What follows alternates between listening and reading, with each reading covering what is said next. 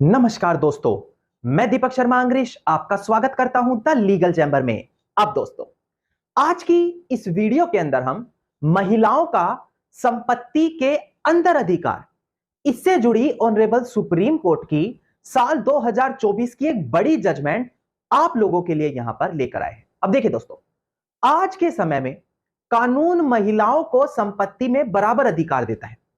कई बार यह भी देखने को मिलता है कि कुछ कंडीशन ऐसी हो जाती हैं जहां पर महिलाओं को पुरुषों के अधिकार के समान नहीं बल्कि उनसे अधिक अधिकार दिए हैं। पर अगर मैं आपको कहूं, ऑनरेबल सुप्रीम कोर्ट ने अपनी बिल्कुल लेटेस्ट जजमेंट में महिलाओं को झटका दिया है।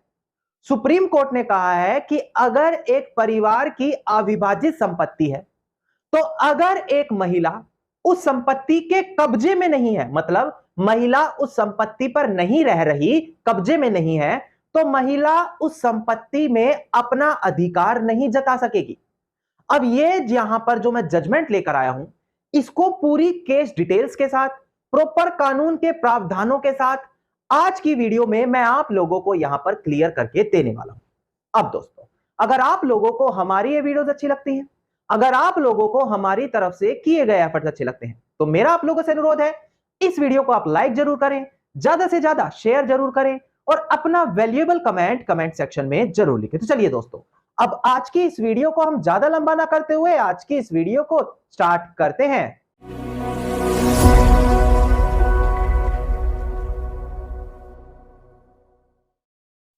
अब दोस्तों, हम बढ़ते हैं अपनी आज की इस वीडियो की ओर। देखिए, आज हम बात करने वाले हैं हिंदू सक्सेशन एक्ट, यानी कि हिंदू उत्तराधिकार अधिनियम। अब ये ज्यादातर लोग जानते ही होंगे कि इस एक्ट में साल 2005 में संशोधन हुआ था और यह एक्ट साल 1956 में लागू किया गया।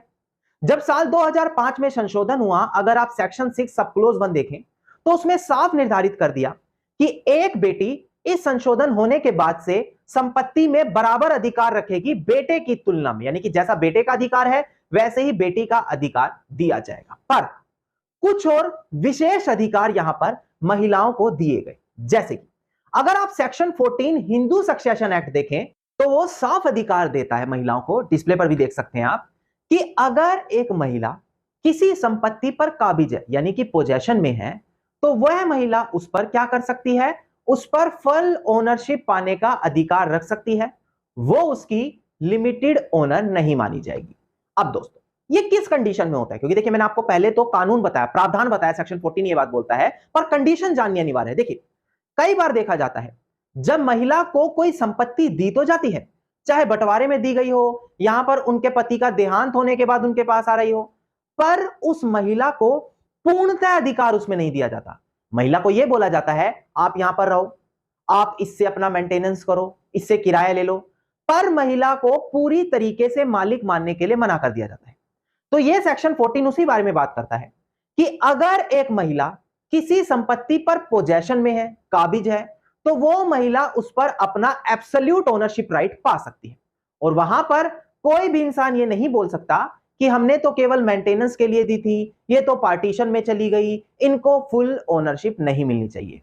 सेक्शन 14 1956 से जब से यह कानून लागू हुआ है, तब से महिला को लिमिटेड ओनर नहीं बल्कि पूरा ओनर यहां पर मानने लगा है। अब आप कहेंगे सर, आपकी वीडियो का टाइटल तो यह था कि महिलाओं को अधिकार ही नहीं मिलेगा, अब आप यहां पर तो आकर हमें और डरा रहे हैं कि अगर महिला किसी प्रॉपर्टी पर पोजेशन में है तो भी उसका अधिकार होगा। देखिए, मैंने अभी आपको सिर्फ कानून बताया, क्योंकि सीधा जजमेंट बता दूं, कानून की जानकारी आपको नहीं है तो आपको सारी बातें या तो ऊपर से जाएंगी या फिर आप उसे गलत तरीके से इंटरप्रेट कर बैठेंगे।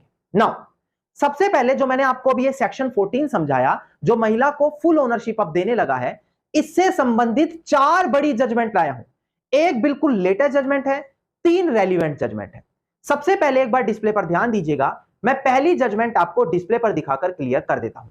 ध्यान दीजिएगा दोस्तों, डिस्प्ले पर देखिएगा, केस टाइटल है Jogiram versus Suresh Kumar and others. इसका सिविल अपील नंबर है 1543-1544 ऑफ 2019 और 1 फरवरी साल 2022 की ऑनरेबल सुप्रीम कोर्ट की जजमेंट है।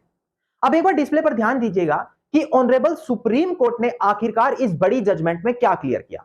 बड़ी ध्यान से दोस्तों डिस्प्ले पर देखिएगा, सेक्शन 14 सब क्लोज 1 बोलता है कि जो मैंने अभी आपको हिंदू सक्सेशन एक्ट में बताया कि ये किसी भी इंसान को विल के माध्यम से लिमिटेड हिस्सा देने के लिए मना नहीं करता, बल्कि ये बोलता है कि अगर किसी वाइफ को केवल मेंटेनेंस के लिए दी है तो ऐसी कंडीशन में सेक्शन 14 सब क्लोज 1 क्या करता है, उस महिला को मेंटेनेंस के लिए दी गई संपत्ति पर भी पूरा अधिकार देती है। अब मैं आपको पहले जजमेंट बता दूं। देखिए, इस सेक्शन के आधार पर लोगों के मन में कंफ्यूजन आ गई थी कि अगर हम अपनी पत्नी को पूरा मालिक ना बनाना चाहें तो क्या यह संभव नहीं है, या यह सेक्शन हमें रोक देता है, क्योंकि कई बार देखा जाता है कि वसीयत के अंदर महिला को केवल प्रॉपर्टी इस्तेमाल करने का अधिकार दिया जाता है, पर पूरी संपत्ति पर मालिकाना हक नहीं दिया जाता।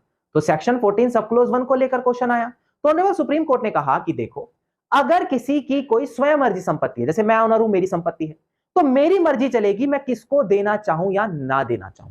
पर अगर मेंटेनेंस के लिए कोई महिला को संपत्ति मिली है, जैसे बंटवारे में मिल गई, कोई गिफ्ट दे गया, कोई वसीयत दे गया, जब तक वो प्रॉपर तरीके से कंडीशनल नहीं होगी और महिला को केवल ये बोला जाएगा आप रहिए, आप यहां पर मेंटेनेंस लीजिए, तो ऐसी कंडीशन में सेक्शन 14 का इस्तेमाल करके महिला उस प्रॉपर्टी पर अपना पूरा अधिकार जता लेगी। पर अगर ऐसा नहीं है, एक इंसान अपनी मर्जी की संपत्ति किसी को गिफ्ट करना चाहता है, विल करना चाहता है, तो वहां पर महिला उठकर ऑब्जेक्शन नहीं लगा सकती। वहां पर सेक्शन 14 महिला की कोई मदद करेगा नहीं और महिला का कोई भी अधिकार नहीं बनेगा। तो सेक्शन 14 से जुड़ा पहला एक इंपॉर्टेंट कंसेप्ट मैंने क्लियर कर दिया। अब इससे संबंधित दूसरी जजमेंट पर हम आगे बढ़ते हैं। एक बार डिस्प्ले पर ध्यान दीजिएगा दोस्तों, आप देखिएगा केस टाइटल है Munni Devi alias Nathi Devi dead through legal representative and others versus Rajendra alias Lalu Lal dead through legal representative and others. इसका सिविल अपील नंबर है 5894 ऑफ 2019 और 18 मई साल 2022 की ये जजमेंट है। नाउ अब 2022 की जजमेंट है, ज्यादा पुरानी भी नहीं है, 1 से 2 साल पुरानी है माना मैंने। अब एक बार डिस्प्ले पर ध्यान दीजिएगा कि आखिरकार ऑनरेबल सुप्रीम कोर्ट ने इस जजमेंट में क्या क्लियर किया। देखिएगा दोस्तों, देखिए प्रेजेंट जजमेंट में ऑनरेबल सुप्रीम कोर्ट ने यही ऑब्जर्व किया कि अगर एक हिंदू अनडिवाइडेड फैमिली प्रॉपर्टी है और महिला उस पर एक्सक्लूसिवली और सेटल्ड कब्जे में है, तो यहां पर हमेशा यही माना जाएगा कि वो जो विडो है यानी कि विधवा है, वो उस प्रॉपर्टी पर शुरू से मेंटेनेंस का अधिकार रखती है। मतलब दोस्तों, अक्सर देखा जाता है परिवार में संपत्ति को लेकर लड़ाई झगड़ा होता है, खासकर महिलाओं के हिस्से को लेकर। और अगर कोई विधवा महिला है और वो किसी हिंदू अविभाजित संपत्ति के कब्जे में पाई गई है और वो वहां पर उसे इस्तेमाल कर रही है, किराया ले रही है, तो हमेशा प्रिजम्पशन यही मानी जाएगी कि वह संपत्ति महिला के लिए ही छोड़ी गई थी, उसके मेंटेनेंस के लिए ही रखी गई थी। और अगर उसके मेंटेनेंस के लिए रखी गई है, उसी के लिए छोड़ी गई है, तो सेक्शन 14 का इस्तेमाल करके वो महिला उस संपत्ति पर एक्सक्लूसिव राइट क्लेम कर लेगी। अब देखिए, ना कोई मेंटेनेंस का जिक्र है, पर अगर वो एक्सक्लूसिवली कब्जे में है, राइट पा रही है, किराया ले रही है, तो इसके बाद वो उसको मेंटेनेंस की प्रॉपर्टी दिखाकर सेक्शन 14 इस्तेमाल करके उस पर एक्सक्लूसिवली राइट पाने का अधिकार रखेगी। अब आप तो घबरा गए होंगे, सर ये नए नए कानून कौन से बता दिया आपने, जजमेंट कहां से ढूंढ लाए।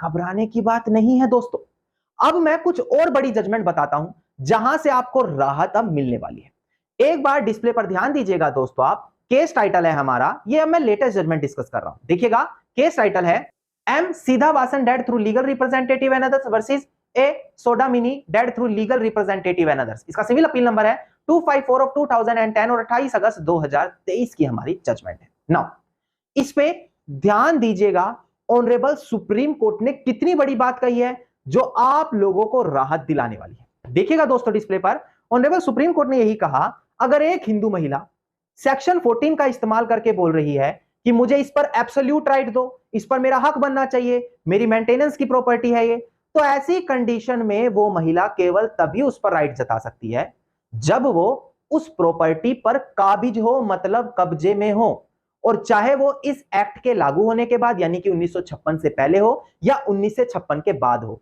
पर अगर वो महिला उस संपत्ति पर काबिज ही नहीं है, कब्जे में नहीं है, तो वो ये नहीं बता सकेगी कि इस पर मेरा मेंटेनेंस है, और इसी तरीके से उसको उस पर फुल ओनरशिप राइट नहीं मिलेगा सेक्शन 14 के अंदर। नाउ इसके बाद जो बिल्कुल लेटेस्ट जजमेंट आई है हमारी, बिल्कुल इसी महीने की, वो मैं डिस्कस कर लूं।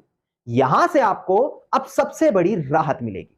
देखिएगा दोस्तों डिस्प्ले पर, केस टाइटल है हमारा मुकातल जो प्रेजेंट केस में अपीलियंट है versus Kailash Chandra dead through legal representative and others जो प्रेजेंट केस में रिस्पोंडेंट है। इसका एसएलपी सिविल नंबर है 12842 ऑफ 2018 और डेट ऑफ जजमेंट है हमारी 16 मई साल 2024। अब इस चीज से आप अंदाजा लगा सकते हैं कि मेरी टीम कितनी हार्डवर्क करती है और लेटेस्ट जजमेंट आप लोगों के लिए लगातार रहती है।